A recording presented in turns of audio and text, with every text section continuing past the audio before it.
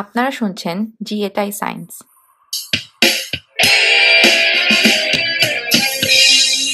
জি এটাই সায়েন্সের পডকাস্ট আলাপে আপনাদের সবাইকে স্বাগত। আজকে আমরা কথা বলছি নিউজিল্যান্ডের ক্রাউন রিসার্চ ইনস্টিটিউটের প্ল্যান্ট এবং ফুড রিসার্চ সিনিয়র সায়েন্টিস্ট এবং বায়োটেকনোলজিস্ট ডক্টর ফারহানা রহমান পিনুর সাথে। ডক্টর পিনু, জি এটাই সায়েন্সের পডকাস্ট আলাপে আপনাকে স্বাগত। ধন্যবাদ আমাকে আমন্ত্রণ জানানোর জন্য। ডক্টর পিনু, আপনার কাছে আমার প্রথম প্রশ্ন হচ্ছে, এই যে বায়োটেকনোলজি বা জৈব প্রযুক্তি, এই জিনিসটা আসলে কি? ধন্যবাদ। বায়োটেকনোলজি বা জৈব প্রযুক্তি আসলে এটা আমাদের হিউম্যান সিভিলাইজেশনের প্রথম দিক থেকে আসলে ইন্টিগ্রাল পার্ট হিসেবেই ছিল। আমাদের যদি চিন্তা করেন ফুড প্রোডাকশন থেকে শুরু করে সবকিছু থেকে, যদি আমরা এটার ডেফিনেশন দেখতে যাই, বায়োটেকনোলজি হচ্ছে একটা অ্যাপ্রোচ বা সায়েন্টিফিক এরিয়া যেখানে আপনার একটা র মেটেরিয়াল থাকবে, সেটাকে আপনি লিভিং অর্গানিজমস বা মাইক্রো অর্গানিজমস এর মাধ্যমে একটা প্রোডাক্ট তৈরি করা। আমি যদি একদম সোজা কিছু এক্সাম্পল দেই, তার মধ্যে যেমন ব্রেড বানানো, আমরা যে দই বানাই, হ্যাঁ, অথবা আমাদের যে এগ্রিকালচার, কৃষিবিদ্যা যখন শুরু হয়েছিল, সিলেক্টিভ ব্রিডিং থেকে শুরু করে, এগুলো সবকিছুই হচ্ছে বায়োটেকনোলজির বিষয়টা অন্তর্ভুক্ত। ধন্যবাদ। তাহলে একজন বায়োটেকনোলজিস্ট বা জীব প্রযুক্তিবিদের কাজটা আসলে কি? এটা একটা মাল্টিডিসিপ্লিনারি এরিয়া। কাজে আমি যদি বলি বায়োটেকনোলজি জাস্ট একটা এরিয়া, সেটা কিন্তু না। আপনি যদি দেখেন, বায়োটেকনোলজিতে অনেক ধরনের বিভাগ আছে। যেমন বায়োটেকনোলজির একটা সেক্টর কাজ করতে পারে ফার্মাসিউটিক্যাল প্রোডাকশন, মেডিসিন বা হেলথ কেয়ার যে এরিয়া আছে সেখানে, অথবা বায়োটেকনোলজি আমরা ইউজ করি হচ্ছে ফুড প্রোডাকশনের জন্য। বায়োটেকনোলজি আমরা ইউজ করতে পারি আমাদের যে এনভায়রনমেন্টের যে প্রবলেম আছে সেগুলোকে সলভ করার জন্য, বায়োরিমিডিয়েশন যেটা আমরা বলি। অথবা বায়োটেকনোলজি যদি নেগেটিভ একটা এক্সাম্পল আপনি দেখতে চান, সেটা হচ্ছে যে বায়োলজিক্যাল ওয়েপন বানানো। হ্যাঁ, এই সবগুলোই হচ্ছে বায়োটেকনোলজির মধ্যে অন্তর্ভুক্ত। কি জব বায়োটেকনোলজিস্ট হিসেবে আছে, এটা ডিপেন্ড করে স্পেশালাইজেশন। কেউ কেউ স্পেশালাইজ করে মেডিকেল বা হেলথ কেয়ার সেক্টরে, কেউ কেউ ফুড সেক্টরে। যেমন আমার স্পেশালাইজেশন হচ্ছে ফুড সেক্টরে, specially fermentation side, flavour development, এই এরিয়াগুলোতে। বাট আমি অনেকেই জানি, আমার অনেক কলিগ আছেন যারা কাজ করেন হচ্ছে পরিবেশের যে প্রবলেম আছে সেগুলিকে সলভ করার জন্য। কাজেই আমরা এটাকে জাস্ট একটা বা দুইটা এরিয়ার কথা বলতে পারবো না।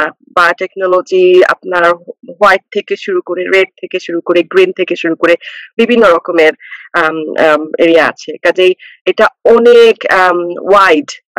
কাজে জব অপরচুনিটিটাও সেরকম ভাবেই ডিপেন্ড করে। ধন্যবাদ। আমরা বায়োটেকনোলজির পাশাপাশি আরেকটা সাবজেক্ট বা টার্মের কথা প্রায় শুনে থাকি, সেটা হচ্ছে মলিকুলার বায়োলজি বা মলিকুলার বায়োলজিস্ট। তো আসলে এই বায়োটেকনোলজি এবং মলিকুলার বায়োলজির মধ্যে সাদৃশ্য বা পার্থক্যটা কি? আসলে মলিকুলার বায়োলজি, বায়োটেকনোলজি তারা খুবই রিলেটেড সাবজেক্ট।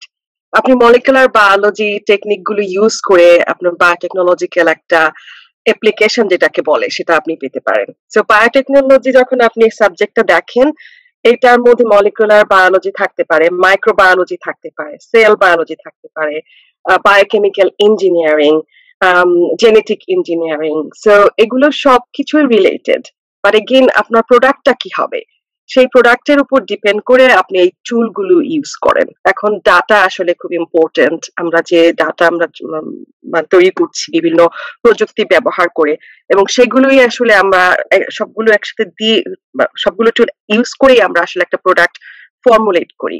কাজেই খুবই ক্লোজলি অ্যাসোসিয়েটেড তারা। তো আপনি যেটা বললেন যে বায়োটেকনোলজিক্যাল ব্যাপারগুলো আমরা খুব এনশিয়েন্ট সময় থেকে ব্যবহার করে আসছি। প্রাচীনকালে আসলে বায়োটেকনোলজি আমরা কিভাবে ব্যবহারটা করতাম, তখনও তো আমরা এই ব্যাপারগুলো আসলে সায়েন্টিফিক জানতাম, এটা কিভাবে সম্ভব হয়েছে? আমরা এখন যে সায়েন্সের অথবা বায়োটেকনোলজি থেকে শুরু করে আদার যে এরিয়া গুলো আছে আমরা ইউজ করছি, অনেক কিছু আসলে অ্যাক্সিডেন্টাল ডিসকভারি, অথবা কেউ কেউ ইন্টারেস্টেড ছিলেন, তারা নিজেরা জানতেন না তারা সায়েন্টিস্ট। এগুলো হচ্ছে মানুষ অবজার্ভ করতো যে কি কোনটা মানে চেঞ্জ করলে কি হবে, সো আমরা যদি আবার এই যে ইমপ্রুভমেন্টের কথা আপনি বললেন, সিলেক্টিভ ব্রিডিং এর কথা বললেন, সো এগুলো আসলে তখনকার দিনে মানুষ যে বা কিছু সায়েন্টিফিক মাইন্ড ছিল, ওনারা এগুলো এই অবজারভেশনের মাধ্যমে দেখতেন যে কোনটার সাথে ম্যাচ করলে কোনটা হচ্ছে। তো এভাবেই আসলে মানুষ তৈরি করেছে, এবং ওগুলো খুব ম্যানুয়ালি এবং টাইম কনজিউমিং ছিল। এখন যেহেতু আমাদের টুলস গুলো ইমপ্রুভড হয়েছে, যেটা আগে করতে হয়তো ৫-৬ বছর সময় লাগতো, সেটা আমরা আসলে এখন করতে পারি খুব অল্প সময়ের মধ্যে। সো মানে আমাদের সিভিলাইজেশনের একদম প্রথম দিক থেকেই আমাদের অবজারভেন্ট যে মাইন্ড গুলো ছিল, তাদের কিন্তু কমতি ছিল না। কাজেই অনেকের একটা আকর্ষণ থাকে, প্যাশন থাকে, অবসেশন থাকে। সো এগুলো নিয়েই আসলে তখন থেকে মানুষ এগুলো দেখেছে। আপনি উদাহরণ দিলেন পশুদের কথা, আমি কিছু উদাহরণ দিব। যে কৃষিবিদ্যায় যেভাবে মানুষ ইউজ করেছে, দেখেছে যে আচ্ছা এটার সাথে এটা যদি আমি হাইব্রিড করি, তাহলে এই জিনিসটাতে হয়তো এটার একটা লাইক মানে পেস্ট কন্ট্রোল একটা ক্যাপাবিলিটি ডেভেলপ করছে, অথবা তারা শীতের সময়ও তারা গ্রো করতে পারছে। তো এগুলো কিন্তু মানুষ অবজার্ভ করে করে জিনিসগুলোকে এক্সপেরিমেন্টেশনের মাধ্যমেই এগুলো করেছে, উইদাউট এনি ল্যাব। তাদের জন্য ল্যাবটা ছিল আসলে পুরা বলবো যে প্রকৃতি। এগেইন আমাদের যে এখনকার যে উন্নতি আমরা করেছি এই অল মানে সেক্টরে, সেই সেই যে বিদ্যাগুলো ছিল সেগুলোর উপর বেসিস করেই কিন্তু আমরা এখন ডেভেলপ করছি। একজন মানুষ হিসেবে আমরা যদি অবজার্ভ করি, আমরা আসলে অনেক জ্ঞান কিন্তু প্রকৃতি থেকেই পেতে পারি। তো সেভাবেই মানুষ ওই জ্ঞানগুলোকে ইউজ করেছে, এবং তারা যখন সেই জ্ঞানগুলো লাভ করেছে, সেটা তারা হয়তো নেক্সট জেনারেশনের দিয়ে গেছে। আমরা কিন্তু নলেজ পাস করি generation to generation as well. আপনি উত্তরের মধ্যে একটা শব্দ ইউজ করলেন, একটা টার্ম ইউজ করলেন, সেটা হচ্ছে হাইব্রিড। আসলে হাইব্রিড জিনিসটা আসলে কি? এই টার্মটার অর্থ কি? আমরা আসলে অনেক ফ্রুট ভ্যারাইটি ডেভেলপ করি। নিউজিল্যান্ডে আপনি যদি জানেন, আমাদের এখানে কিন্তু জেনেটিক ইঞ্জিনিয়ারিং অথবা মডিফিকেশন টেকনোলজি কিন্তু অ্যালাউড না। তো আমরা যেটা আমাদের যে কোম্পানি কিউই ফ্রুটের কথা ধরেন, এখন একটা রেড কিউই ফ্রুট কিন্তু বাজারে পাওয়া যাবে। আমরা এখন এখানে পাই, কিন্তু এটা ইন্টারন্যাশনালিও মার্কেটেড হবে। সো এই রেড কিউই ফ্রুট যেভাবে তৈরি করা হয়েছে, এটা হাইব্রিডাইজেশনের মাধ্যমে। অথবা আমাদের আরেকটা প্রোডাক্ট ছিল, ওটার নাম দেওয়া হয়েছিল প্যাপল। এটা হচ্ছে পেয়ার এবং আপেলের মধ্যে একটা হাইব্রিডাইজেশন। মানে ফ্রুটটা হবে এটার মধ্যে দেখতে কিছুটা পেয়ারের মতো, কিছুটা আপেলের মতো, ফ্লেভার গুলা, টেস্ট গুলাও আছে। সো আমরা অনেক সময়, আমি যেটা বলেছি আগে, মানুষ অবজার্ভ করতো, হয়তো দেখেছে এই গাছটার মধ্যে এই এই এই গুণটা আছে, এই গাছটার মধ্যে এই গুণটা আছে, কি হবে আমরা যদি এটাকে ক্রস ম্যাচ করি অথবা ক্রস মেটিং করি। সো এইভাবেই আসলে হাইব্রিডাইজেশন টেকনিক গুলা অ্যাটলিস্ট কৃষি বিদ্যায় অথবা প্লান্ট বায়োটেকনোলজি আমরা যেটা বলি, সেভাবে শুরু হয়েছে। এটা আসলে সিলেক্টিভ ব্রিডিং ইমপ্রুভমেন্টের একটা ওয়ে হিসেবে আসলে এটা ডেভেলপ হয়েছিল। তার মানে আপনি যেটা বললেন যে আসলে বায়োটেকনোলজিক্যাল প্রযুক্তির যে এক ধরনের অ্যাপ্লিকেশন, এটা আমরা হিউম্যান সিভিলাইজেশন অনেক আগের থেকেই ব্যবহার করে আসছি। এটার পেছনের পুরো ব্যাপারটা জেনে হোক বা না জেনে হোক। তো এখন আমরা যদি ফুডের দিকে তাকাই, আপনি যেরকম আগে বলছিলেন যে ব্রেড মেকিং অথবা দই তৈরি করা, এগুলো অনেক প্রাচীন প্রক্রিয়া, যেটা বায়োটেকনোলজি ব্যাপারটাকে ইউজ করা হয়, অ্যাপ্লিকেশন করা হয়। তো এক্ষেত্রে বায়োটেকনোলজি আসলে আমরা কিভাবে ফুডের ক্ষেত্রে আমরা ব্যবহার করে এসেছি এবং বর্তমানেও আমরা করে আসছি। হ্যাঁ, ফুড বায়োটেকনোলজির কথা যদি আপনি চিন্তা করেন, আমি বলবো যে ফুড বায়োটেকনোলজি অথবা ফুড প্রোডাকশন যে বায়োটেকনোলজি ইউজ করা হয়েছিল, এটা প্রায় ৭,০০০ বছরের পুরনো ইতিহাস। আমি মনে আছে যে আমার পিএইচডি সুপারভাইজার, উনি কোর্স নিচ্ছিলেন, তখন তিনি বলেছিলেন যে প্রথম দিকের যে ফুড বায়োটেকনোলজিটা শুরু হয়েছিল, এটা হচ্ছে অ্যাক্সিডেন্টাল ফার্মেন্টেশন। হ্যাঁ, তারা হয়তো স্টোর করেছে বার্লি অথবা আদার কার্বোহাইড্রেট সোর্স অথবা গ্রেপস, হ্যাঁ, অথবা ব্রেড আমরা যেটা বানাই, স্টোর করেছে বা অ্যাক্সিডেন্টালি এটা ফার্মেন্টেড হয়ে গেছে। আমাদের যেমন এখন কোনো কিছু নষ্ট হয়ে গেলে আমরা ফেলে দিই, তখনকার দিনের মানুষের তো ফুড সোর্সটা খুব মানে লিমিটেড ছিল, তারা কিন্তু ফেলে দিতে পারতো না, তারা ওইগুলি কনজিউম করতো। সো তখন এইভাবেই তারা দেখেছে যে ফার্মেন্টেশন হচ্ছে এমন একটা প্রসেস যেটা আসলে ফুডের সেলফ লাইফ বাড়িয়ে দিচ্ছে, কারণ এখানে অনেক অর্গানিক অ্যাসিডস থাকে, অ্যালকোহল থাকে, এগুলো আসলে অ্যান্টিমাইক্রোবায়াল, কাজে এগুলো মানে স্পয়েলেসটা স্টপ করতে পারে। সেই 7,000 বছর আগের কথা যদি আপনি চিন্তা করেন, ইজিপ্টের কথা বলেন, চায়নাতে বলেন, ইন্ডিয়াতে বলেন, আমাদের সবারই কিন্তু তখনকার দিনে এক একটা প্রোডাক্ট ছিল। চায়নাতে যেমন, অথবা কোরিয়ার কথা যদি বলি, সয়া সস প্রোডাকশন, অথবা আমি দইয়ের কথা বললাম, আমাদের কালচারে যেটা খুবই কমন। অনেক ইউরোপিয়ান কান্ট্রিতে ব্রেড মেকিং, তারপরে আপনার হচ্ছে ব্রিউইং যে টেকনোলজি গুলো আছে, তারপরে কিমচি প্রোডাকশন, সাওয়ারক্রাট প্রোডাকশন, এগুলো এগুলো কিন্তু এখনো এখনো মানুষ তৈরি করছে, বাট এগুলোর ইতিহাস অনেক অনেক পুরনো।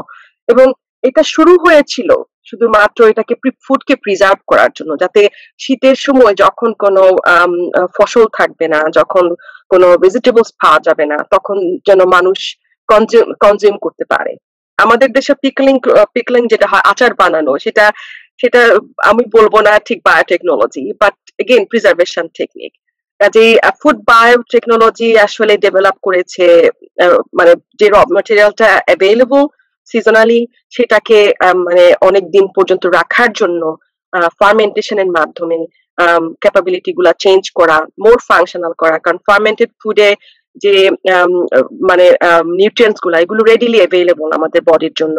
আমরা অনেক সময় র মেটেরিয়ালটাকে আসলে হ্যান্ডেল করতে পারি না, বাট ফার্মেন্টেড ফুডটা আমরা ঠিকই হ্যান্ডেল করতে পারি। কাজে এগুলোর ইতিহাস অনেক অনেক পুরনো, এবং আমরা না জেনেই বায়োটেকনোলজি টার্মটা আসলে ইন্ট্রোডিউসড হয়েছে 1919 সালে। বাট আপনি যদি চিন্তা করেন, আপনি যদি হিউম্যান সিভিলাইজেশনের ফুড প্রোডাকশন দেখেন, সেই 10,000-7,000 বছর থেকে কিন্তু আমরা এই এই টেকনোলজিটা ইউজ করছি। এখনকার সময়ে যদি আমরা চলে আসি সেই প্রাচীন সময়ের থেকে বর্তমান কালে, আমরা এক ধরনের প্যান্ডেমিকের মধ্যে দিয়ে যাচ্ছি। এছাড়াও পৃথিবীতে বড় বড় ধরনের ক্রাইসিস বা ইস্যু আছে, যেমন এনার্জি ক্রাইসিস, তারপর আমাদের এনভায়রনমেন্টাল ক্লাইমেট চেঞ্জের একটা বড় ইস্যু মধ্য দিয়ে আমরা যাচ্ছি। তো এই ব্যাপারগুলোতে কি বায়োটেকনোলজি কোনো ধরনের অ্যাপ্লিকেশন আছে এই ব্যাপারগুলো সলভ করতে? বায়োটেকনোলজি অ্যাপ্লিকেশন লাগবেই, মানে আমি আবার মনে করাচ্ছি যে বায়োটেকনোলজি এরিয়াটা অনেক অনেক বড়, যেখানে অনেকগুলো subject area, multidisciplinary area. Climate চেঞ্জের যে কথা আমরা বলছি, আমাদের যে এনভায়রনমেন্টের যে আরো যে ইস্যুগুলো আছে, অথবা বায়োফুয়েল প্রোডাকশন, যেটা আমাদের যে ফসিল ফুয়েল, আমরা যেগুলো পেট্রোল অথবা ডিজেল যেগুলো আমরা ইউজ করি, এগুলোর তো সোর্স কমে যাচ্ছে, তাই না? আমরা ইউজ করে ফেলছি। সো আমরা এনার্জি সোর্স হিসেবে আমরা কি করব? আপনি জানেন যে মাইক্রোবায়াল ফার্মেন্টেশন, এগেন আমি একটু জেনেটিক ইঞ্জিনিয়ারিং এর কথা বলবো, বিকজ ইনসুলিন প্রোডাকশন যেভাবে শুরু হয়েছিল আপনি তার ইতিহাস জানেন। তো সেভাবেই আমরা আসলে অনেক এনজাইম তৈরি করতে পারি, যেটা হয়তো আমাদের প্লাস্টিক ক্রাইসিসটাকে মানে সলভ করতে পারে। অথবা বায়োডিগ্রেডেবল যে প্লাস্টিক বানানো, সেটা কিন্তু আমরা মাইক্রোবায়াল সোর্স থেকে করছি। অথবা মাইক্রোবায়াল সোর্স ইউজ করে আমরা এথানল, বিউটানল অথবা আদার মানে যে বায়োফুয়েল আছে, সেগুলো আমরা বানানোর চেষ্টা করছি। কাজেই বায়োটেকনোলজি ছাড়া আসলে আমাদের কোনো উপায় নাই। এই প্রবলেম গুলো যদি আমরা সলভ করতে চাই এবং আমরা যদি প্রপারলি ইউজ করি, এই প্রবলেম গুলো হয়তো ইন দ্য ফিউচার আমরা সলভ করতে পারবো। বাট এখানে আমি একটু বলবো, একজন বিজ্ঞানী হিসেবে আমি সবসময় চিন্তা করি একটা মানে ভালো দিক, খারাপ দিক। আমাদের প্রবলেমটা হচ্ছে যখন আমরা টেকনোলজি গুলো ডেভেলপ করি, তখন এটা আসলে চলে যায় গুটি কয়েক বিগ কর্পোরেশনের কাছে, এবং তারা সেটা কিভাবে ইউজ করবে এটা তারা ডিসাইড করে। বাট এগেইন সায়েন্স কিন্তু খারাপ না, সায়েন্স আপনি কিভাবে ইউজ করবেন সেটা হচ্ছে দ্য মেইন প্রবলেম অথবা মেইন সলিউশন। এই যে প্রবলেম গুলোর কথা আপনি বললেন, মানে বায়োটেকনোলজিক্যাল টুল ছাড়া আমরা এগুলো থেকে বের হতে পারবো না। ধন্যবাদ। আপনি যেটা বললেন যে সায়েন্স অ্যাজ আ হোল, এটার কোনো খারাপ দিক নেই, কিন্তু এটাও সত্য যে আইনস্টাইনের আবিষ্কারের মধ্য দিয়ে আমরা যে পারমাণবিক শক্তির বা আণবিক শক্তির যে আবিষ্কারটা আমরা করেছিলাম, সেটার খুব কম সময়ের মধ্যে কিন্তু মানুষ সেটাকে একটা পারমাণবিক বোমা বা আণবিক বোমা তৈরি করে সেটার একটা বড় ধরনের ধ্বংসাত্মক প্রভাব আমরা পৃথিবীতে দেখেছি। এই বায়োটেকনোলজির ইউজ করে এই ধরনের বড় ধরনের ক্ষতিকর প্রভাবও কি আসলে সম্ভব? অবশ্যই সম্ভব। আপনি পারমাণবিক বোমার উদাহরণ দিলেন। আইনস্টাইনের তো আসলে হ্যাঁ, ওই টুলটা ইউজ করে পারমাণবিক বোমা বানানো হয়েছে। বাট এটার অনেক ভালো দিকও তো আছে, তাই না? আমরা তো সেটাও দেখছি। আমি একটা এক্সাম্পল দিব দ্যাট পেনিসিলিনের কথা বা অ্যান্টিবায়োটিক যে প্রোডাকশনটা হয়েছিল। সেটা আমাদের হিউম্যান মানে আমাদের সিভিলাইজেশনের একটা রেভলিউশনারি একটা আবিষ্কার ছিল। কিন্তু এখন দেখেন আমাদের কি অবস্থা, আমরা মিস ইউজ করেছি অ্যান্টিবায়োটিক, ওভার ইউজ করেছি। এখন এই যে অ্যান্টিবায়োটিক রেজিস্ট্যান্স যে বিভিন্ন রকমের মাইক্রো অর্গানিজমস আমরা দেখি। কাজেই আমি আবারও স্ট্রংলি বলবো যে সায়েন্সের যে প্রোডাক্ট গুলো সেটা তো খারাপ ইন্টেনশন নিয়ে তৈরি হয় নাই, কিন্তু আপনি সেটা কিভাবে ইউজ করবেন। আমাদের কিছু পাওয়ারফুল পার্ট থাকে আমাদের সিভিলাইজেশনে, তারা আসলে ডিসাইড করে তারা সেটাকে কিভাবে ইউজ করবে। কাজেই এটা রং হ্যান্ডে পড়ে গেলে এটা অনেক মিস ইউজ হইতে পারে। কাজে এটা নিয়ে আসলে একটু সতর্ক থাকার দরকার আছে। বিজ্ঞান আমরা যেভাবে আসলে আমরা উন্নত হচ্ছি এজ এ সোসাইটি, যদি কিছু মাথা মোটা মানুষের কাছে পড়ে যায় অথবা ইগোইস্টিক মানুষের কাছে পড়ে যায়, তারা কিন্তু পৃথিবীকে ধ্বংস করে দিতে পারে। কিন্তু সেটার জন্য কি আমরা কি সায়েন্সের যে ডেভেলপমেন্ট আছে বা টেকনোলজিক্যাল যে ডেভেলপমেন্ট আছে সেটা বন্ধ করে দিব? আমার মনে হয় না। আমাদেরকে এটা নিয়ে আসলে চিন্তা করতে হবে। বিকজ এই টুলগুলি ইউজ করে আমরা আমাদের যে খাদ্য সমস্যা আছে সেটা সেটা আসলে সেটা থেকে বের হয়ে আসতে পারি। আমাদের যে এনভায়রনমেন্টাল প্রবলেম আছে সেটাকে আমরা ইমপ্রুভ করতে পারি। বিজ্ঞানের যে বিভিন্ন রকমের টুল আছে সেটা আপনি কিভাবে ইউজ করে এটা কমপ্লিটলি ডিপেন্ড করে আমাদের উপরেই, স্পেশালি যারা পাওয়ারফুল তাদের উপরে, অথবা দোজ বিগ কর্পোরেশনস যে আমি বলছি তারা আসলে ইন্টেলেকচুয়াল প্রপার্টিটা তাদের কাছে রাখে এবং সেটা নিয়ে ব্যবসা করে। এটা আসলে খুবই মানে থট প্রভোকিং একটা টপিক, বাট ডেভেলপমেন্ট আমাদের তো করতে হবে ফর দ্য সার্ভাইভাল, মানে বেঁচে থাকার জন্য, জীবনকে ইমপ্রুভ করার জন্য। ধন্যবাদ।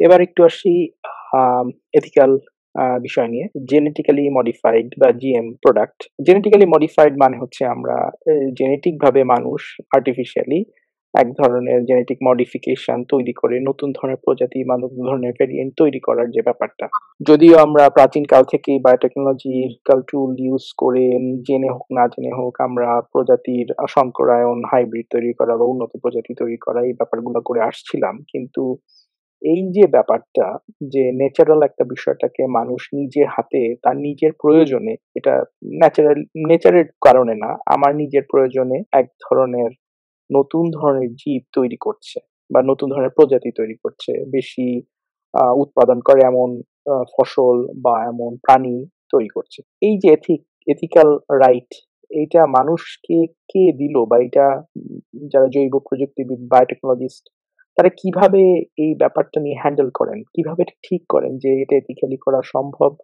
বা এটা এথিক্যালি করা সম্ভব না?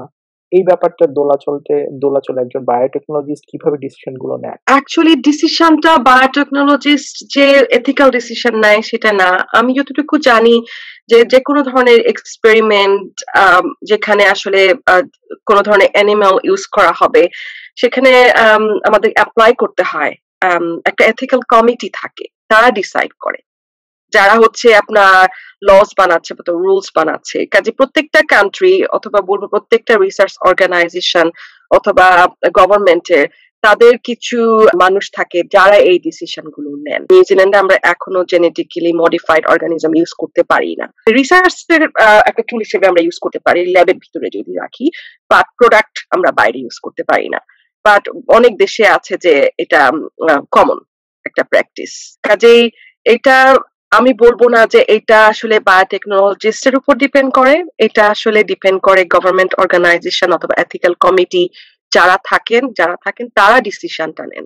এখন তারা কিভাবে সেই ডিসিশনটা নেন এটা আমার মনে হয় তাদেরকে জিজ্ঞেস করা উচিত। এটা সম্পর্কে তাদের অনেক রুলস এন্ড রেগুলেশন থাকে, কিছু নিয়ম কানুন থাকে, সেগুলোর উপর ভিত্তি করে তারা সেই ডিসিশনটা নেন, একটা রিস্ক অ্যাসেসমেন্ট করেন, অনেকগুলো পার্ট আছে। এই জন্য এথিক্যাল অ্যাপ্লিকেশনের কিছু টাইম লাগে, কারণ এগুলো সব তারা আসলে বিচার বিবেচনা করে তারপরে একটা এথিক্যাল অ্যাপ্রুভাল দেন। বায়োটেকনোলজিস্টরা তখন সেই প্রোডাক্টটার দিকে যেতে পারে। এথিক্যাল অ্যাপ্রুভাল না থাকলে সাধারণত সেই রিসার্চটা অথবা সেই প্রোডাক্ট ফরমেশনের কাজটা বায়োটেকনোলজিস্ট করতে পারবে না। এই যে জেনেটিক্যালি মডিফাইড প্রোডাক্টের বিষয়ে যে সারা পৃথিবীতে এক ধরনের বিতর্ক, আসলে মূল কারণটা কি? কোন বিষয়টা নিয়ে আসলে বিতর্কটা হয়? লাভটাই বা কি? এর ফলে কি আমরা নতুন বা ভিন্নতর কোনো ধরনের উন্নততর কোনো ধরনের প্রযুক্তি বা প্রোডাক্ট কি আমাদের কাছে আসছে? বিতর্ক থাকবেই। বিতর্ক ছাড়া আসলে আমার মনে হয় কি আমাদের ২ টা ভয়েসই থাকা উচিত। এবং আপনি জানেন যে একজন রিসার্চার হিসেবে আমরা যখন পাবলিকেশন করি তখন আমাদেরকে কিন্তু বিতর্ক করতে হয়। তাই না? আমাদের রিভিউয়ার্সরা কমেন্ট দেন, তখন আমরা রিভিউ করি, এটা ইমপ্রুভমেন্ট হয়। তো ঠিক সেরকম ভাবে জেনেটিক্যালি মডিফাইড অর্গানিজমস বা টেকনোলজি এটা দিয়ে কিন্তু আমাদের অনেক অনেক ভালো কিছু হয়েছে। আপনি ইনসুলিন প্রোডাকশন এর কথা আমি আগে বলেছি। হ্যাঁ, এখন আমাদের সিনথেটিক ইনসুলিন যেটা তৈরি হয় এই জেনেটিক ইঞ্জিনিয়ারিং বা মডিফিকেশন টেকনোলজি ছাড়া কিন্তু সেটা সম্ভব হতো না। আমার যেটা মনে হয় এই টুলগুলা তো প্রবলেম না। প্রবলেম হচ্ছে আপনি কিভাবে ইউজ করছেন। আমি বারবার এই কথাটা বলছি। এবং এগুলার ইউজ আসলে বা লাইসেন্স থাকে গুটি কয়েক কিছু কোম্পানির কাছে। কাজেই বিতর্কটা থাকাটা হেলথি। বাট ইদানিং আসলে সোশ্যাল মিডিয়ার কারণে আমরা অনেক সময় কনস্পিরেসি থিওরিতে বিশ্বাস করি বা আপনি হয়তো বিশ্বাস করবো না, বাট অনেকেই আছে তারা যা দেখেন সোশ্যাল মিডিয়াতে সেটা বিশ্বাস করেন। বাট আমি যেটা বলবো যে একজন গবেষক হিসেবে দ্যাট ফ্যাক্ট এন্ড এভিডেন্স হচ্ছে খুবই ইম্পর্টেন্ট। আমি বলবো না যে জেনেটিক্যালি মডিফাইড যে অর্গানিজম অথবা প্লান্ট অথবা মাইক্রো অর্গানিজম আছে সবকিছুই খারাপ না, ভালোও আছে খারাপও আছে। বিতর্কটা করা আসলে স্বাস্থ্যকর, কারণ তখন আসলে মানুষ জানে যে আচ্ছা ঠিক আছে আমরা যা খুশি তাই করতে পারবো না, কারণ কিছু কিছু মানুষ আছে আমাদেরকে জিজ্ঞেস করবে আমরা এটা কেন করছি কি করছি। তো এই জেনেটিক্যালি মডিফাইড বা জিএমও প্রোডাক্টের ভালো দিকগুলো কি বা খারাপ দিকগুলো বা কি কি? ভালো দিকগুলো আমি আসলে অলরেডি আপনাকে কিছু এক্সাম্পল দিয়েছি, ইনসুলিনের কথা বলেছি, অথবা অনেক মেডিকেশন যেগুলো আগে অনেক অনেক এক্সপেন্সিভ ছিল এবং আমাদেরকে আসলে তৈরি করতে হতো অ্যানিমাল সোর্স থেকে, সেগুলো কিন্তু আমরা এখন প্রডিউস করতে পারছি। যে ওই জিনটাকে আইসোলেট করতে পারলে আমরা যদি একটা মাইক্রো অর্গানিজমস এর মাধ্যমে মধ্যে এটা ইনসার্ট করতে পারি, ওই জিনিসগুলো প্রডিউস হচ্ছে। আমরা আমাদের যে এখন দেখেন যে ভ্যারাইটিস অফ ক্রপস যেটা আছে আমাদের, সেগুলোর মধ্যেও দেখবেন আপনি যে এখন আমাদের ক্লাইমেট চেঞ্জ একটা বিশাল প্রবলেম, তাই না? আমাদের টেম্পারেচার বাড়ছে অথবা মানে আমাদের ল্যান্ড মাস কমে যাচ্ছে। সো কিভাবে আমরা মানে হাই ইল্ড যেটা প্রোডাক্টিভিটি বেশি সেগুলো তৈরি করতে পারবো, এগুলো সবই হচ্ছে ভালো দিক। আর খারাপ দিক এগেইন আমি বলবো যে লাইসেন্স গুলো থাকে গুটি কয়েক কোম্পানির কাছে এবং তারা এটা নিয়ে ব্যবসা করে, এটা বলবো আমি একটা খারাপ দিক। এবং আরেকটা খারাপ দিক হতে পারে সেটা হচ্ছে যে এগেইন আমি বলছি কিছু ইগোয়েস্টিক মানুষ যারা হচ্ছে যুদ্ধ নিয়ে থাকতে চায়, তারা এটা ইউজ করতে পারে বায়োটেরোরিজম অথবা বায়োলজিক্যাল ওয়েপন হিসেবে, এগুলো হচ্ছে খারাপ দিক। এটা আমার পার্সোনাল অপিনিয়ন। টেকনোলজিটা কার কাছে থাকছে এবং সে কিভাবে ইউজ করছে সেটার উপর ডিপেন্ড করে ভালো দিকগুলা কি কি হবে, খারাপ দিকগুলা কি কি হবে। বাট আমরা অলরেডি দেখেছি অনেক ভালো দিকও আছে, বাট আমরা যদি কেয়ারফুল না হই খারাপ দিকগুলো কিন্তু আমাদের আসলে ভয়াবহ পরিস্থিতির দিকে নিতে পারে। এবার আসি একটা ভিন্ন প্রসঙ্গ নিয়ে, ফুডের ক্ষেত্রে, এগ্রিকালচারের ক্ষেত্রে জেনেটিক ইঞ্জিনিয়ারিং এর বা বায়োটেকনোলজির যে অ্যাপ্লিকেশন, আমাদের যে পৃথিবীর যদি কোনো খাদ্য সংকট থাকে বা যে রয়েছে, এটা কি আসলে বায়োটেকনোলজি দিয়েই এই খাদ্য মানে সংকটের মোকাবেলা করা সম্ভব? মানে যে বায়োটেকনোলজি কি সেই ম্যাজিক বুলেট যেটা পৃথিবীর মানুষের খাদ্য সংকট একেবারে নির্মূল করে দেবে? আমার মনে হয় না কোনো ম্যাজিক বুলেট আছে। বাট আপনি যদি দেখেন গত 50 বছর ধরে আমাদের যে ফসলের কথা যদি আপনি চিন্তা করেন, ভ্যারাইটির কথা, আমার মনে আছে আমরা যখন ছোটবেলায় মানে টমেটো আমরা শুধুমাত্র শীতের সময় পেতাম, বাট এখন দেখেন যে টমেটো কিন্তু আমরা সারা বছরই পাই। It's just example. এটা স্টোরেজের একটা ব্যাপারও আছে, যে স্টোরেজ ক্যাপাবিলিটি বেড়েছে আমাদের, but green house kind of মানে সিচুয়েশনে গ্রো করা। আমার মনে হয় যদি আমরা প্রপারলি ইউজ করতে পারি তাহলে আমরা খাদ্য সমস্যা যেটা আছে সেটা দূর করতে পারবো, কারণ এখনকার যে বিভিন্ন ধরনের ক্রপ আছে তাদের প্রোডাক্টিভিটি অনেক বেশি। বাট অনেকে বলে থাকে তাদের টেস্টটা আগে সে টেস্টটা নাই। সো বাট এগুলো আবার আপনার যখন বিশ্বের ধরেন কোটি কোটি মানুষ তারা ইউনো হাংরি ক্ষুধার্ত, তখন আসলে তাদের মেইন এটা থাকে তাদেরকে খাবার সাপ্লাই দেওয়া। কাজেই ম্যাজিক বুলেট ঠিক বলবো না, বাট আমরা যদি অ্যাপ্রোপ্রিয়েটলি ইউজ করতে পারি তাহলে খাদ্য সমস্যা দূর করা সম্ভব। বাট এগেন এটা ডিপেন্ড করে মানে কাদের কাছে সেই টেকনোলজিটা আছে এবং তারা কি আসলেই চায় যে খাদ্য সমস্যা দূর হোক। বাট এজ এ টেকনোলজি, হ্যাঁ, বায়োটেকনোলজি হচ্ছে টুল গুলো ইউজ করে খাদ্য সমস্যা আসলে দূর করা সম্ভব। এই প্রসঙ্গে বিশেষ করে বায়োটেকনোলজিক্যাল প্রোডাক্টের বিপরীতে পৃথিবীতে এখন অর্গানিক প্রোডাক্ট, নন জিএমও প্রোডাক্ট এগুলোর খুবই প্রচলন বা এগুলোর ফিরে আসছে, বিশেষ করে অর্গানিক ফুডস এর ব্যাপারগুলো। এখানে এক ধরনের বড় ধরনের বিতর্ক কাজ করে যে বায়োটেকনোলজিক্যাল প্রোডাক্ট গুলো বা জেনেটিক্যালি মডিফাইড ক্রপ অথবা ফুড গুলো অথবা প্রাণীগুলো এরা মানুষের দেহে ধরনের মানুষের পরিপাক বা অন্যান্য সিস্টেমের উপরে কালক্রমে খারাপ প্রভাব ফেলে, ক্যান্সার বা অন্যান্য রোগের তৈরিতে এই ধরনের খাবার বা এই ধরনের ক্রপ বা এই ধরনের প্রোডাক্টের এক ধরনের প্রভাব আছে, যে কারণে অর্গানিক প্রোডাক্টের এক ধরনের বাজার সারা পৃথিবীতেই রয়েছে।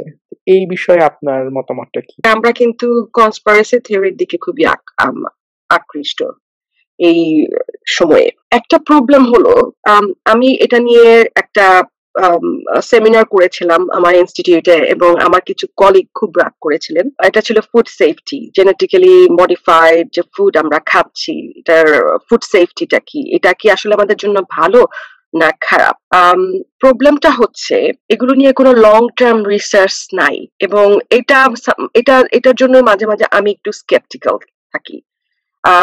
কিছু কিছু রিসার্চ আছে 2 বছর বা 3 বছর ধরে সেই রিসার্চ গুলো করা হয়েছে এবং ফানিলি ওই রিসার্চ গুলো হচ্ছে ফান্ডেড বাই মানে বিগ কোম্পানিজ যারা হচ্ছে জিএমও আসলে প্রডিউস করে। কাজেই আপনি জানেন যে সুগার ডিবেট যে আছে, হ্যাঁ, ওগুলো ফান্ডেড বাই বিগ কোম্পানিজ যারা হচ্ছে ড্রিঙ্কস বানাচ্ছে, সুগারি ড্রিঙ্কস বানাচ্ছে। মানে আমাদের মনে হয় কি যে এগুলো নিয়ে লং টার্ম রিসার্চ দরকার আছে। কিছু কিছু রিসার্চ আছে যেগুলো হচ্ছে অ্যানিমাল মডেলের মাধ্যমে হয়েছে এবং তারা দেখিয়েছে যে এটার কোনো অ্যাডভার্স এফেক্ট নাই।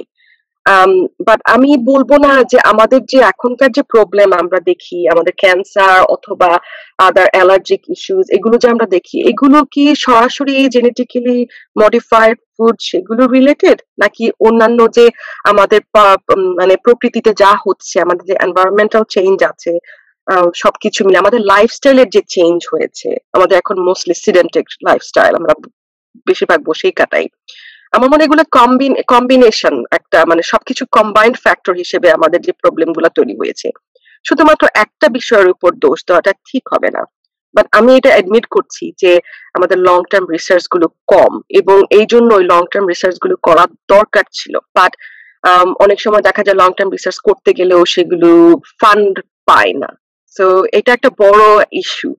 মানে আমার কাছে যেহেতু এভিডেন্স নাই, ফ্যাক্ট গুলো নাই, আমি বলবো না যে মানে আপনি যদি জেনেটিক্যালি মডিফাইড ফুড খান তাহলে এটা হবে সেটা হবে, আমি সেটা বলতে পারবো না। অর্গানিক ফুডের কথা বলতে গেলে আমি যেটা বলবো যে মানুষ আসলে কিছু কিছু ট্রেন্ড থাকে, হ্যাঁ, এক একটা ডিকেডে অথবা এক একটা সময়ে আমরা কিছু কিছু জিনিস ট্রেন্ড ফলো করি। মানুষ ডিসাইড করে তাদের পার্সোনাল প্রেফারেন্স এর উপর ডিপেন্ড করে, কেউ কেউ ভেগান হয়, কেউ ভেজিটেরিয়ান হচ্ছে, কেউ অর্গানিক অথবা ন্যাচারাল ফুড। সো এগুলো হচ্ছে ট্রেন্ড এবং পার্সোনাল প্রেফারেন্স। মানে যদি কোনো সায়েন্টিফিক রিসার্চ না থাকে, ফ্যাক্ট গুলো, এভিডেন্স গুলো যদি আমাদের সামনে যদি দেখানো না হয়, আসলে যে ক্লেম গুলো মানুষ করে সেগুলোতে বিশ্বাস করা কতটুকু যুক্তি মতো আমি ঠিক বলতে পারবো না। আমি শুধুমাত্র বিশ্বাস করব যখন আমাকে সায়েন্টিফিক্যালি কেউ আসলে ফ্যাক্ট গুলো দেখাবে। বাট আমি পার্সোনালি মনে করি আমাদের যে হেলথ প্রবলেম গুলো আছে এগুলোর পেছনে অনেকগুলো ফ্যাক্টর কাজ করে, শুধুমাত্র একটা জিনিস না। এবার আপনাকে প্রশ্ন করতে চাই বায়োডাইভার্সিটি ব্যাপারটা নিয়ে, যে আমরা আসলে জেনেটিক্যালি মডিফাইড বা আমাদের নিজেদের প্রয়োজনে আমরা আমাদের প্রয়োজনীয় উদ্ভিদ এবং প্রাণীগুলোকেই আমরা মানে মানে এগুলো কি কালচার বা এগুলো কি প্রজনন করে এগুলোর সংখ্যা বৃদ্ধি করেই আমরা পৃথিবীতে যাচ্ছি, কিন্তু আসলে নেচারে বিভিন্ন অসংখ্য আলাদা প্রজাতি প্রাণী উদ্ভিদ এগুলো হারিয়ে যাচ্ছে।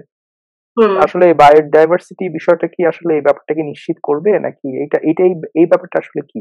বায়োডাইভার্সিটি একটা খুবই ইম্পর্টেন্ট এরিয়া। আপনি যদি দেখেন যে আমি বলবো যে আসলে আমাদের যে এগ্রিকালচার রেভলিউশন হয়েছে, আমরা কিন্তু খুব মনোকালচারের দিকে চলে গিয়েছি। আমি আগে একটু এক্সাম্পল দিব যে আমি ক্রপ রোটেশনের কথা বলেছি, যে আমি দেখেছি আমার দাদা একজন ফার্মার ছিলেন। আমি দেখেছি যে ওনারা ধানের পরে সর্ষে লাগাতেন, অথবা ডাল, মসুর ডাল অথবা খেসারি ডাল এগুলো লাগাতেন, সেভাবে রিপ্লেনিশ করতো সয়েলটা। বাট এখন কিন্তু বাংলাদেশে যান ক্ষেতের পর ক্ষেত, শুধু ধান খেতেই শুধু দেখবেন, খুব কমই দেখা যায় অন্যান্য কিছু তৈরি করা হচ্ছে। এই যে এটাকে আমরা বলবো যে বায়োডাইভার্সিটি না থাকার কারণে আমরা কিন্তু অনেক প্রবলেম ফেস করছি। আপনি যেটা বলেন এটা খুবই ইম্পর্টেন্ট, বিকজ আমাদের যে পলিনেটর গুলো আছে, হানি বি বলতে পারেন অথবা আদার ইনসেক্ট, এগুলো কমে যাচ্ছে। কাজেই আমাদের যে ফুড প্রোডাকশন যেভাবে আমরা করছি এটা কিন্তু সাস্টেইনেবল না। এই জন্য আমাদের কিছু কিছু গভর্নমেন্ট 2012 সালে একটা কংগ্রেস হয়েছিল, এবং সেখানে কিছু কিছু গাইডলাইন তৈরি হয়েছে, এবং সেখানে ইভেন যে বিগ কোম্পানি যেগুলো আছে তারাও অ্যাড্রেস করেছে যে বায়োডাইভার্সিটি হচ্ছে একটা ইম্পর্টেন্ট ফ্যাক্টর, এবং সাস্টেইনেবল আমরা যদি বায়োডাইভার্স ফুড প্রোডাকশন সিস্টেম তৈরি করতে পারি অথবা এগ্রিকালচারাল সিস্টেম তৈরি করতে পারি, এটা আসলে সাস্টেইনেবল হবে, এবং আমাদের যে এনভায়রনমেন্টের যে অনেক সমস্যা আছে সেই সমস্যাগুলো হয়তো দূর হবে। এবং এখন একটা অনেক বড় যারা ফার্মার আছে তাদের মধ্যে একটা কনসার্ন হচ্ছে আমরা যে অনেক রকমের পেস্টিসাইড ইউজ করি, এবং পেস্টিসাইড রেজিস্ট্যান্স হয়ে যাচ্ছে অনেক মাইক্রো অর্গানিজমস অথবা ফাঙ্গা যেগুলো আমরা দেখি। সো আমরা বায়োডাইভার্সিটির মাধ্যমে আসলে আমরা এমন একটা ক্রপ সিস্টেম তৈরি করতে পারি অথবা এগ্রিকালচার প্রোডাকশন সিস্টেম তৈরি করতে পারি যা ন্যাচারালি এই জিনিসগুলো হবে। বাট এটা নিয়ে রিসার্চ দরকার আছে। এই মুহূর্তে নিউজিল্যান্ডে খুব চলছে, সবাই ডেইরি ফার্ম থেকে শুরু করে ধরেন ফ্রুট প্রোডাকশন, তারা সবাই চাচ্ছে যে সবাই বা অনেকেই চাচ্ছে যে বায়োডাইভার্সিটিটা ফিরে আসুক। বাট আমাদের এটা নিয়ে সায়েন্টিফিক রিসার্চ দরকার আছে, এবং আমাদেরকে দেখতে হবে তাদের রিস্কটা কি, বেনিফিটটা কি, এবং সেটার উপর ডিপেন্ড করে একটা ডিসিশন নিতে হবে যে কোন ধরনের সিস্টেম আসলে আমাদের জন্য ভালো হবে। কাজেই এই বায়োডাইভার্সিটি খুবই ইম্পর্টেন্ট, বাট আমাদের সায়েন্টিফিক রিসার্চটা দরকার আছে এটা নিয়ে। ধন্যবাদ। এবার আসি বায়ো টেররিজম, এই জৈব প্রযুক্তি ইউজ করে যে এক ধরনের যুদ্ধ, এ ধরনের একটা কনস্পিরেসি থিওরি প্রচলিত আছে যে চায়না থেকে এই করোনা ভাইরাস প্যান্ডেমিকটা ছড়িয়ে দেওয়া হয়েছে সারা পৃথিবীতে। এমনকি মার্কিন প্রেসিডেন্ট ডোনাল্ড ট্রাম্প ওই বিষয়টা অনেক সারা পৃথিবীতে ছড়িয়ে দেওয়ার চেষ্টা করেছেন। এর পাশাপাশি অ্যান্টিভ্যাক্স যারা আছে তারাও খুব একটা ব্যাপার নিয়ে আসে যে আমরা এই যে ভ্যাকসিন তৈরি করছি এর মধ্যে কিছু ধরনের মাইক্রোচিপ বা এই ধরনের ব্যাপার মানুষের মধ্যে দেওয়া হবে। এই যে ব্যাপারগুলো রয়েছে সমাজে, যে আসলেও এটা সত্যি কথা আপনি যেটা বলেছেন যে বায়ো টেরোরিজম এটা সম্ভব। পৃথিবীর বিভিন্ন দেশ এর মধ্যে নর্থ কোরিয়ার নামও শোনা যায় যে পোলিও বা অন্যান্য বিভিন্ন প্রাণঘাতী রোগগুলো তারা অ্যাজ আ বায়ো ওয়েপন হিসেবে সংরক্ষণ করে রাখা আছে, যেগুলো ব্যবহার করা হবে। তো এক্ষেত্রে আমরা বায়োটেকনোলজিক্যাল টুলস গুলো ইউজ করে আমরা এই মারাত্মক মানব বিধ্বংসী এই ধরনের ব্যাপারগুলো তৈরি করছি। এক্ষেত্রে অ্যাজ এ বায়োটেকনোলজিস্ট হিসেবে আপনার ওপিনিয়নটা কি? বায়োটেকনোলজি কি তাহলে এক ধরনের প্যান্ডোরার বক্স হিসেবে কাজ করতে পারে? এটা নিয়ে কথা বলতে গেলে দিন রাত কেটে যাবে, মানে আমি যদি অনেস্টলি বলি। আপনি যেটা বললেন, টেকনোলজি যখন রং হ্যান্ডে পড়ে যায় তখন কিন্তু অনেক ডিভাস্টেটিং এফেক্ট হতে পারে। যুদ্ধের কথা বললেন, কনফ্লিক্টের যে কথা বললেন, এগুলো তো একদম আমাদের যে সিভিলাইজেশনের শুরু থেকে ছিল, জাস্ট রূপ বদলাচ্ছে, তাই না? আগে ধরেন যেভাবে যুদ্ধ হতো এখনো কিন্তু সেরকম আছে। কালচারালি আমরা একটা ওয়ারের মধ্যে আছি, ইকোনমিক্যালি আমরা একটা ওয়ারের মধ্যে থাকি, সায়েন্টিফিক্যালি আমরা একটা ওয়ারের মধ্যে আছি। সো এগুলো সবসময়ই থাকে এবং আপনি জানেন যে আমাদের পুরো পৃথিবীতে কিছু কিছু শক্তিশালী পাওয়ার থাকে। আপনি নর্থ কোরিয়ার কথা বললেন, আমি বলবো ইউএস এর কথা বলবো, রাশিয়ার কথা বলবো। মানে তারা হচ্ছে কে মানে কখন পৃথিবীকে ইনফ্লুয়েন্স করবে। যদিও আমরা বলি দ্যাট মানে কলোনিয়ালিজম ইজ গন, আসলে কি এটা চলে গেছে? আমার আমার যেটা মনে হয় আমরা কিন্তু এখনো সেই যুদ্ধগুলো করছি। কাজেই একেকজন নিজেকে পাওয়ারফুল মনে করার জন্য এখন সায়েন্টিফিক টুল যদি তারা মানে রংলি ইউজ করে, আমি জানি না এটার সলিউশন কি। বাট হ্যাঁ, আমাদেরকে এই জিনিসগুলো আসলে খুব মানে কেয়ারফুলি চিন্তা ভাবনা করতে হবে এবং আমি যেটা বলেছি সচেতন থাকতে হবে। এখন কেউ যদি ওভারনাইট পুরো পৃথিবী ধ্বংস করে দিতে চায়, আমার মনে হয় না আমরা এটা নিয়ে এখানে বসে কিছু বলতে পারবো। আমরা এটা বায়োটেকনোলজিক্যাল টুল অথবা সায়েন্সের যে টুল আছে সেগুলোকে ব্লেম করতে পারবো। আমাদের ব্লেম যদি নিতে হয়, আমরা হিউম্যান হিসেবে ব্লেমটা আমাদেরকে নিতে হবে। কাজেই কনস্পিরেসি থিওরি আসলে অনেক হার্ম করছে দ্য অ্যান্টি ভ্যাক্সার্স, এটা তাদের পার্সোনাল ওপিনিয়ন, তারা বিলিভ করে। বাট তারা আসলে এত ব্লাইন্ড, তারা কোনো সায়েন্টিফিক যে ফ্যাক্ট গুলো আছে, এভিডেন্স গুলো আছে সেগুলোকে ওভারলুক করে। বাট মাঝে মাঝে কিছু অপোজিশন আসলে ভালো, কারণ এটা আসলে জিনিসগুলোকে পলিশ করে। দোষ যদি থেকেও থাকে সেগুলোকে আসলে আমরা শুধরাতে পারি অপোজিশনের কিছু ভয়েসের মাধ্যমে। কাজে আমাদেরকে মনে হয় যে আমরা সচেতন থাকা ছাড়া অথবা আসলে বিলিভ যে আমরা করব সেটা কেয়ারফুলি কনসিডার করা, ফ্যাক্ট গুলোকে দেখা, সেগুলো ছাড়া আসলে আমাদের এখন কোনো উপায় নেই। ধন্যবাদ। আমরা আমাদের আলোচনার শেষের দিকে চলে এসেছি। অ্যাজ এ বায়োটেকনোলজিস্ট হিসেবে আপনি নিকট ভবিষ্যতে যদি আমি জিজ্ঞেস করি, আগামী 5 বছর বা 10 বছর আর 20 বছর ডাউন দ্য লাইন আপনি পৃথিবীকে কিভাবে দেখছেন? কি কি মেজর পরিবর্তন আসতে পারে সায়েন্টিফিক্যালি বায়োটেকনোলজিক্যাল প্রসেস ইউজ করে আমাদের ভবিষ্যতের সময়? একজন সায়েন্টিস্ট হিসেবে আমার কিছু ওয়াইল্ড ড্রিম তো থাকে, আমাদের সবারই থাকে। বাট আমি যদি এখনকার যে ডেভেলপমেন্ট গুলো দেখি, আমি শুধু বলবো না যে বায়োটেকনোলজি ইউজ করে, আমাদের সব থেকে বড় শক্তি এখন হচ্ছে ডাটা।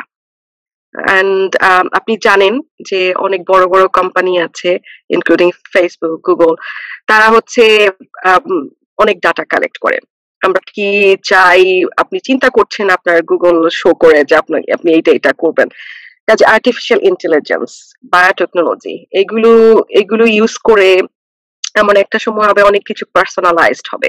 হ্যাঁ, আপনি কি খাবার পছন্দ করেন, অথবা আপনার ট্রিটমেন্ট প্ল্যান কি হবে, অথবা মানে আরো অনেক যে মানে লাইফস্টাইলের যে ডিসিশন গুলো আছে, আমাদের লাইফ আরো ইমপ্রুভড হবে। অ্যাটলিস্ট আমি বলবো যে লাইফ এক্সপেক্টেন্সি যেটা আর কি, সেটা হয়তো বাড়ার সম্ভাবনা আছে। আমি দেখি যে ইনফরমেশন টেকনোলজি, আর্টিফিশিয়াল ইন্টেলিজেন্স এবং বায়োলজিক্যাল টেকনোলজিস এগুলো কম্বাইন করে আমাদের নেক্সট 10 ইয়ার্স এ আমরা অনেক চেঞ্জ দেখবো আমাদের লাইফস্টাইলের মধ্যে। জিএটাই সায়েন্সের পডকাস্টে যোগদান করার জন্য ডক্টর ফারহানা আপনাকে অসংখ্য ধন্যবাদ। আপনাকেও ধন্যবাদ। আপনারা শুনছেন জিএটাই সায়েন্স।